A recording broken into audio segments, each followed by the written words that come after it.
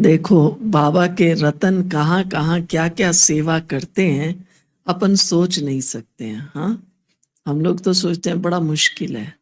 आप नेवी में कमांडर हैं, बाबा के बाल ब्रह्मचारी कुमार हैं। नेवी, आर्मी, एयरफोर्स, ये जगह तो ऐसी हैं, लोग कहते हैं तो आप लोग कैसे शुद्ध खान पान खाते हो, कैसे? तो आप बाबा के बहुत बहुत सौभाग्यशाली बच्चे हैं। वैसे भी सौभाग्यशाली हैं कि आपका पूरा लौकिक परिवार ज्ञान में है। समय पर प्रति समय पहले आपके लौकिक पिताजी भी यहाँ आते थे जयपुर में, कभी तो क्लास करते थे। आजकल तो शायद लॉकडाउन वगैरह के कारण काफी समय से नहीं आए हैं।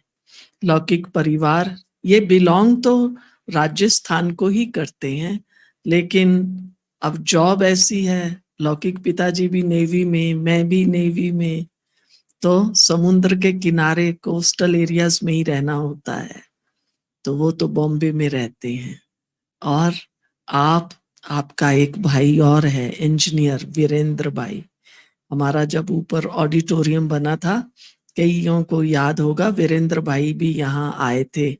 मैं समझती हूँ लगभग 20 दिन या 1 महीना रहकर ऑडिटोरियम में उन्होंने बहुत सेवा दी थी।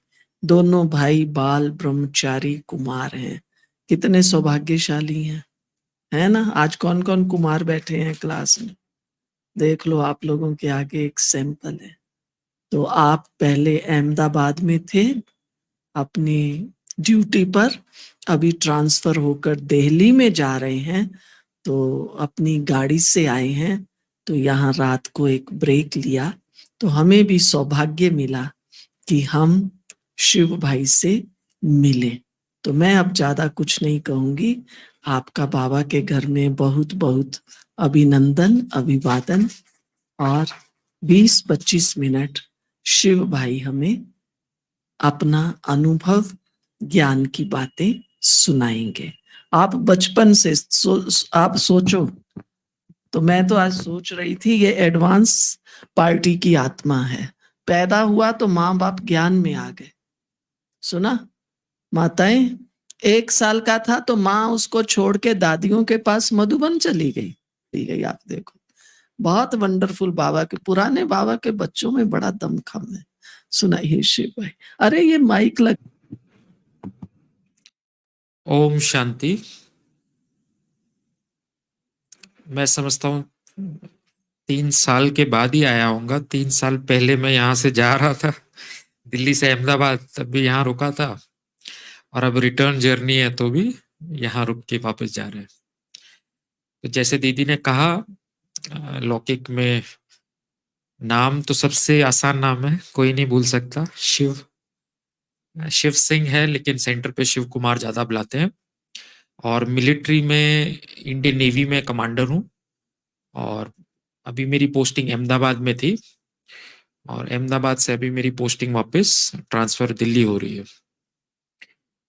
तो आप सब जानते हो, बाबा के बच्चों के बुद्धि में तो हर समय बाबा और मधुबन ही घूमता रहता है।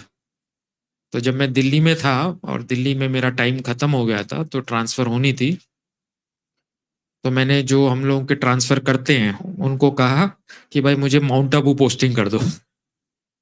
तो बोला माउंट आबू में कोई नेवी है नहीं, आपको वहां कैसे पोस्टिंग करे। तो फिर अ, नजदीक क्या है, तो नजदीक एक अहमदाबाद और एक उदयपुर, इसमें भी एक एक वैकेंसी थी। नेवल एनसीसी यूनिट थी, तो बोला उसका कमांडिंग ऑफिसर बना के भेज सकते हैं। तो उदयपुर में भी उस समय जगह खाली नहीं हो रही थी, तो ड्रामा अनुसार बाबा की मदद थी कि मैं अहमदाबाद में फिर 3 साल के लिए द नेवल एनसीसी यूनिट में कमांडिंग ऑफिसर बन के आया। इस ईश्वरीय ज्ञान में बचपन से ही हमारा भाग्य था। माता पिताजी के साथ आते थे, और कोलाबा सेंटर बॉम्बे में उससे बहुत पालना मिली, और बहुत समय तक वहां दादियां थी। लास्ट दादी आत्ममोहिनी दादी तो 1997 तक थी। तो दादियों की बहुत पालना होती थी। अब ऐसे परिवार में रहकर बचपन से जो संस्कार होते हैं वो लड़ाई झगड़े वाले तो नहीं होते।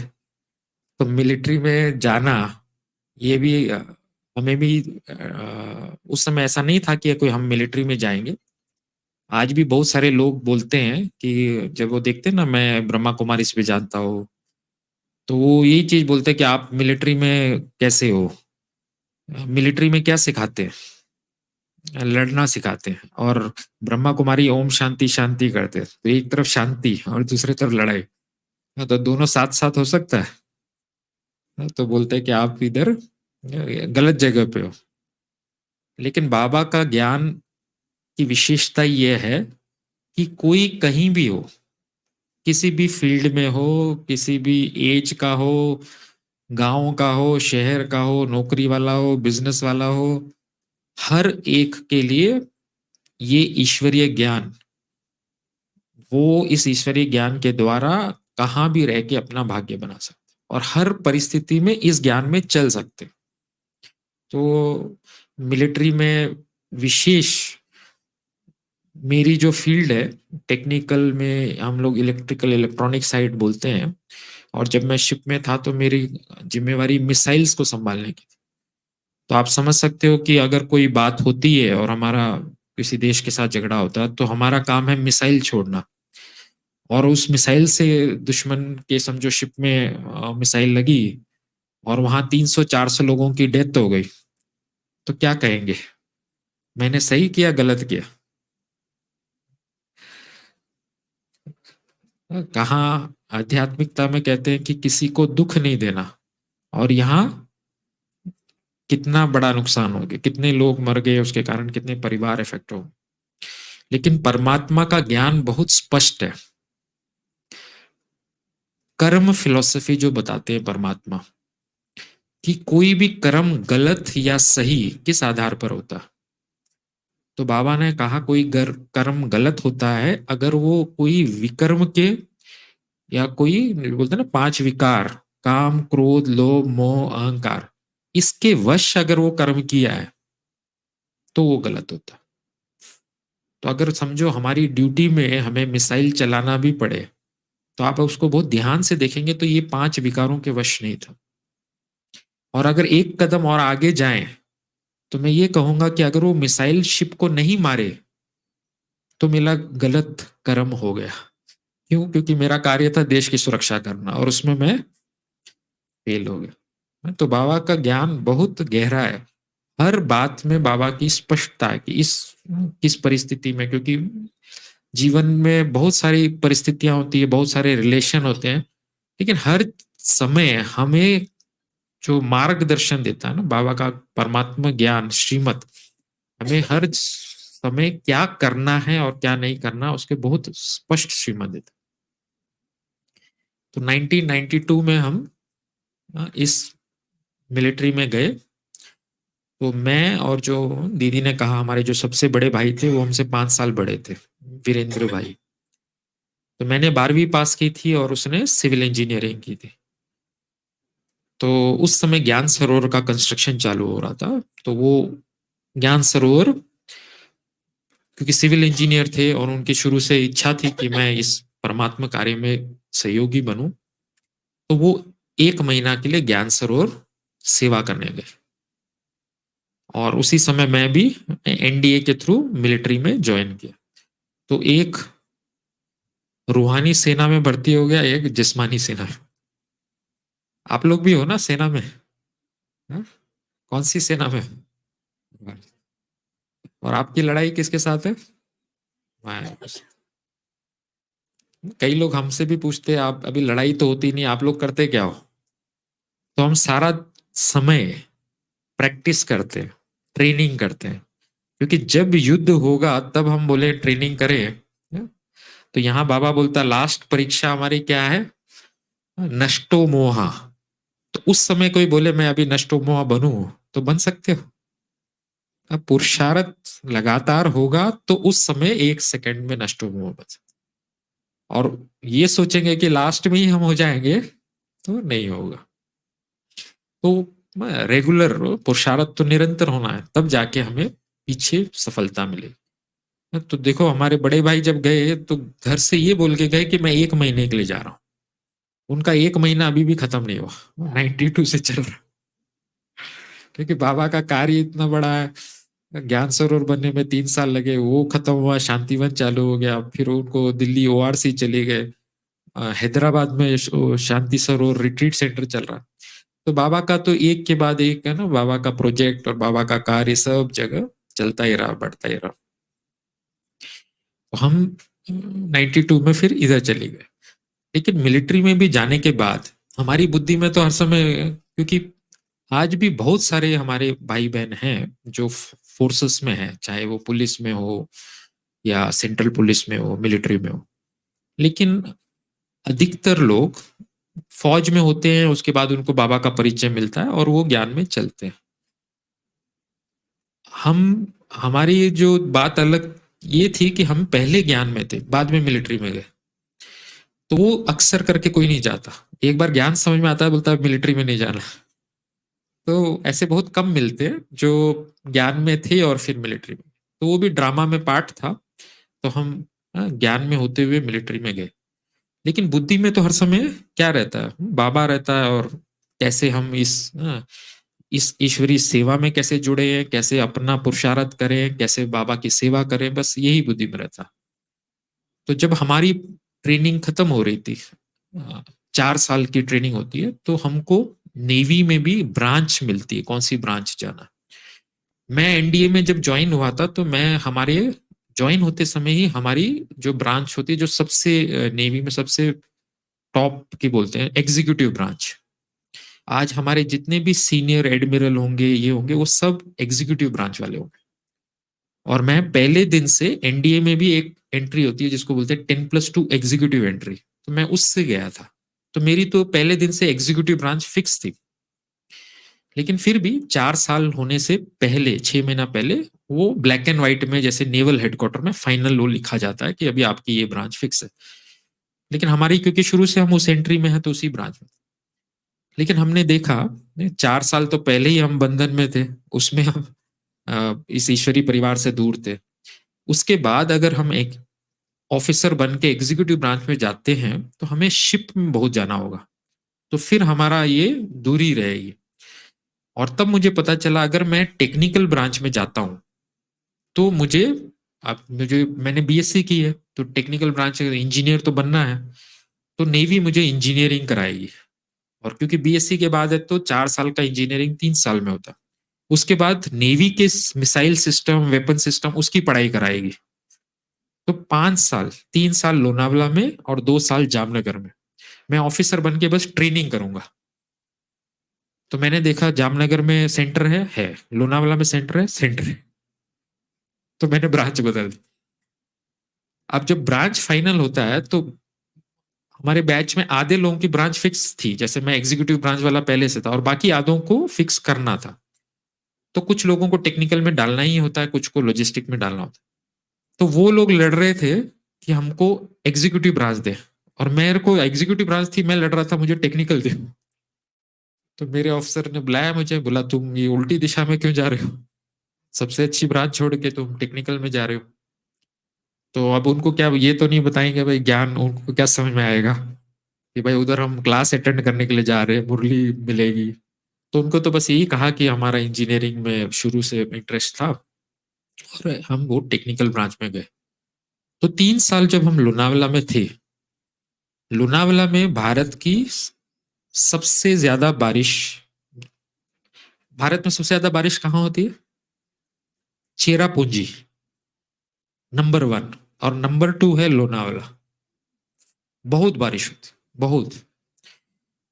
उसमें अगर आप उस समय तो हमारे पास स्कूटर, वो भी काफी टाइम के बाद मिला, तो स्कूटर में जाते तो आपको 2 मीटर से आगे दिखता नहीं था, इतनी बारिश होती एकदम धड़ाम कर। और सेंटर था 10 किलोमीटर।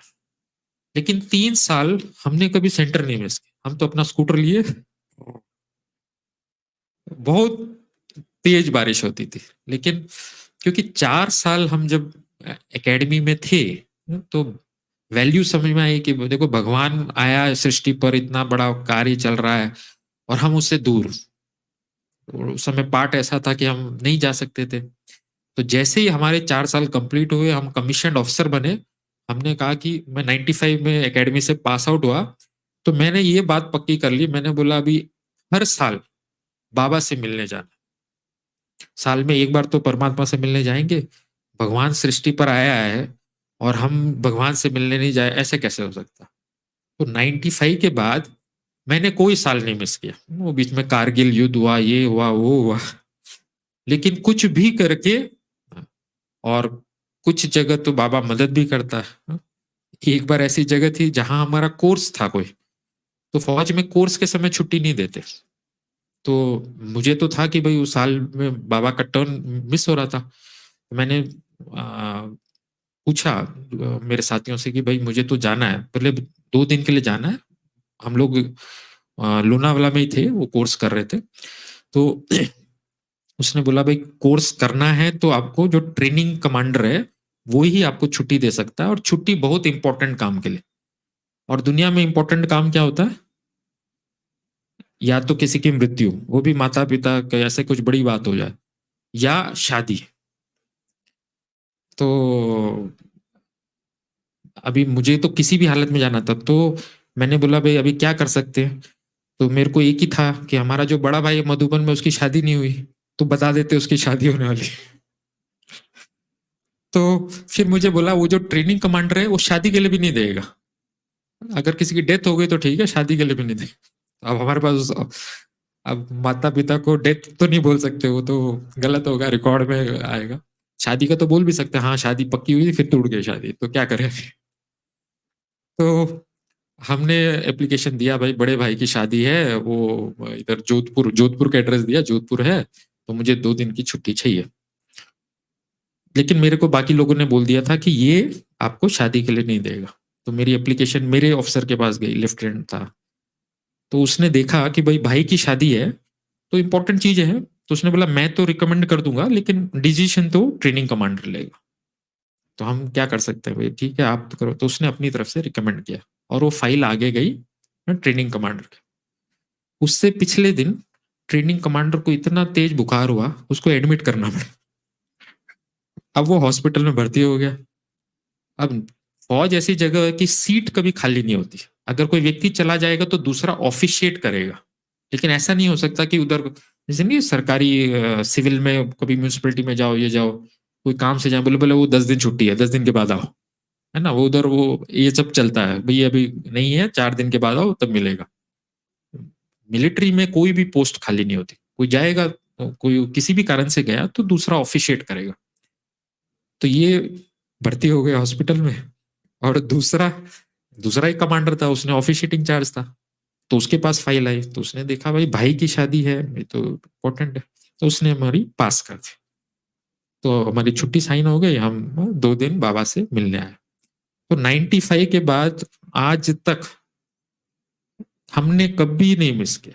और बीच में और भी बहुत सारी परीक्षाएँ, लेकिन बुद्धि में था देखो इस संगम युग पर थोड़े से समय के लिए भगवान खुद आया। पूरे 5000 वर्ष में हमको कब मौका मिलता है, और इसमें भी हम ये है वो है कोई बहाना बनाए, कैसे चलेगा? यहाँ तक कि ये भी मेरा सौभाग्य था कि जो 2017 31 दिसंबर, मैं समझता हूँ वो लास्ट मुरली थी, तो उस समय मैं था और बहुत आगे बैठा था। तो बाबा जब मुरली चला रहे थे, बीच में बाबा ने समाप्ति शब्द बोला और मैं ऐसे बाबा को एक्सप्रेशन देख रहा था। दीदी 3 दिन तक मेरे को संकल्प चलता रहा, बाबा ने ऐसा शब्द कैसे बोल दिया। उसके बाद मुरली में क्या है, वो एक्सप्रेशन नहीं आता। मुरली में तो समाप्ति बोला, फिर बाबा ने कुछ कुछ करके उसको थोड़ा हल्का कर दिया। लेकिन बाबा का उस समय मैंने एक्सप्रेशन देखा और मेरे को 3 दिन तक संकल्प चल रहा था, बाबा ने ऐसे समाप्ति कैसे बोल दी। तो देखो ड्रामा अनुसार वो अव्यक्त पार्ट का, जैसे गुलजार दादी के तन द्वारा वो लास्ट पार्ट था। तो 95 में हमने निर्णय किया कि भाई भगवान हर साल एक बार तो हमको आना ही है मिनिमम, और कभी नहीं मिस किया मैंने। बहुत जगह कभी कहीं ट्रांसफर, कहीं समुद्र के बीच में भी होंगे, हम तो नवंबर से ही चालू हो जाते हैं, सर मेरे को छुट्टी चाहिए। नहीं दिया, अच्छा 15 दिन के बाद छुट्टी चाहिए, नहीं दिया, अच्छा दिसंबर में 15 दिन। तो नवंबर से मार्च तक बाबा का सीजन होता है, तो कहीं ना कहीं तो छुट्टी मिल जाती। तो इतना देखो, इस समय हमें परमात्मा मिले हैं तो किसी भी हालत में हम भगवान का हाथ नहीं छोड़ सकते। अब अहमदाबाद में जब 3 साल खत्म हुए, और अहमदाबाद का भी है ना ड्रामा बड़ा वंडरफुल है। कभी जैसे मुझे कोई पूछे आप कहाँ से हो, आपको ज्ञान कहाँ से मिला, तो क्या बोलेंगे ज्ञान कहाँ से? तो पिताजी या माताजी उन लोगों को ज्ञान मिला तो हमको भी ज्ञान मिला। तो लौकिक में निमित्त कौन बना? तो ऐसा कहेंगे कि पिताजी को जिसने ज्ञान दिया भाई वही, क्योंकि उसने उनको दिया तो हमको भी ज्ञान मिला।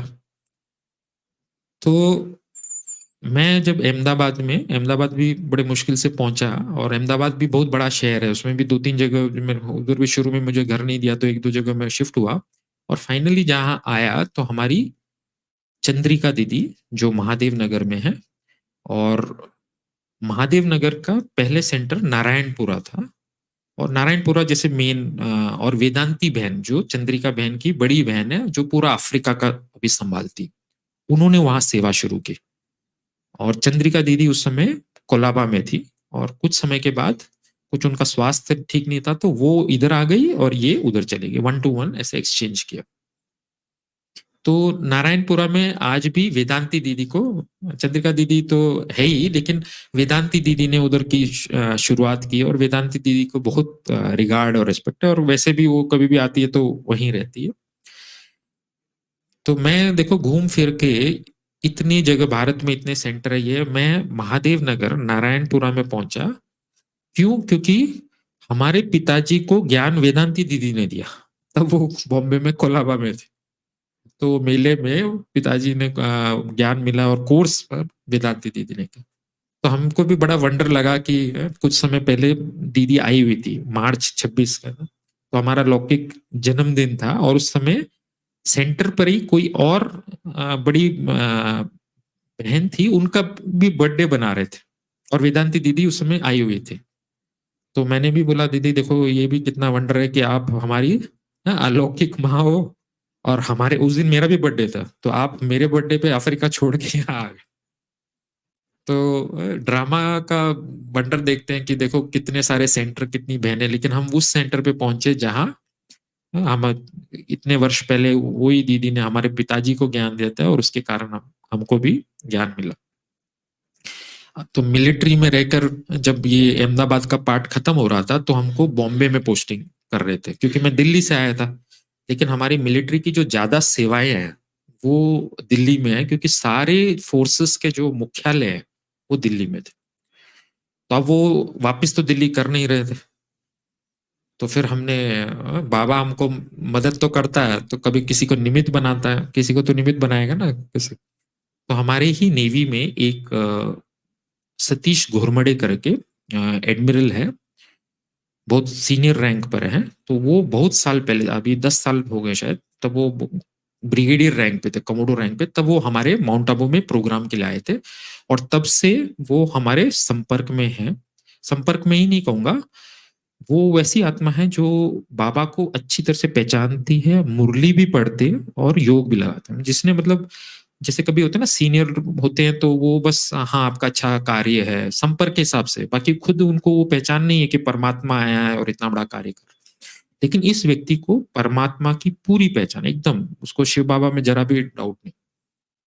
तो वो उसकी प्रमोशन हुई, वो कमोडोर से रियर एडमिरल बना, रियर एडमिरल से वाइस एडमिरल बना। और खुशी की बात है 3 दिन पहले गवर्नमेंट ऑफ इंडिया ने उनको 1 अगस्त से नेवी, पूरी नेवी का vice chief of naval staff के लिए अप्रूव किया, vice chief of naval staff.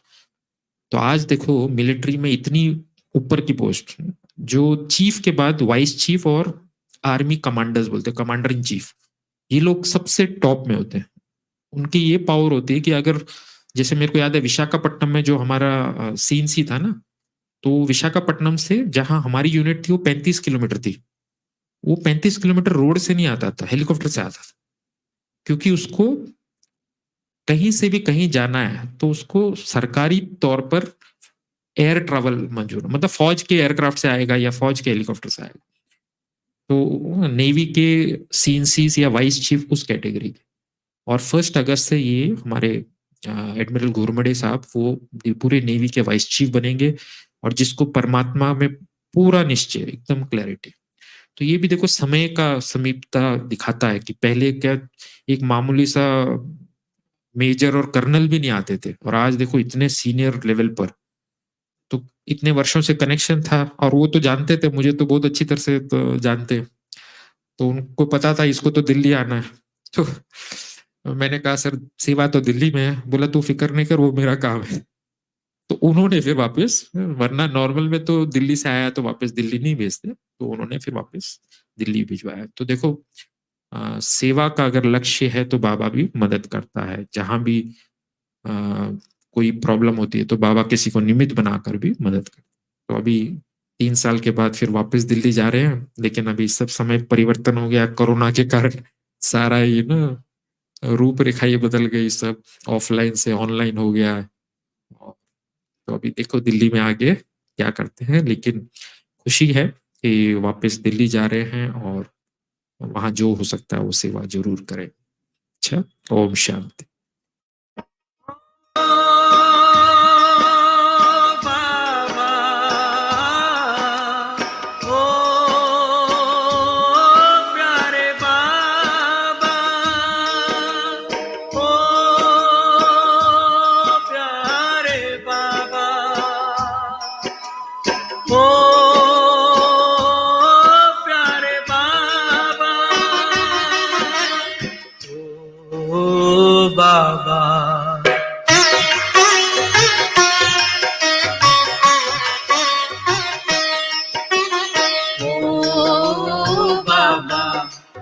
तेरा मेरा है कल्प कल्प का प्यार, हम तुम पर बलिहार बाबा, तुम हम पर बलिहार।